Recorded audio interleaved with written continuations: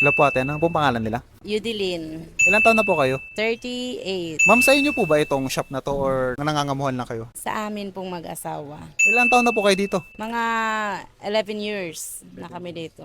Kamusta naman po yung hanap buhay sa pagtatahi ng mga uniforms? Okay naman, by season. Siyempre, pag may school, malakas. Pag wala, tama lang. Kaka-survive. Ganun. Estimated income ma'am, school year, magkano kinikita nyo? Per day lang po. Per day, sige. Mga 1,000, 1,500, ganun, per day. So sabihin natin na walang school year, kamusta naman po ang kita? Pag walang school year kasi, marami namang alteration, tumatanggap ng alteration, mga nasa ganun pa rin, mga 1,000 below, nga ganun pa rin. Hindi naman siya sobrang layo. Ito pong lugar na to, nagre-rent po ba kayo o sarili nyo po ito? Nag-rent kami. Kamusta naman po ang renta?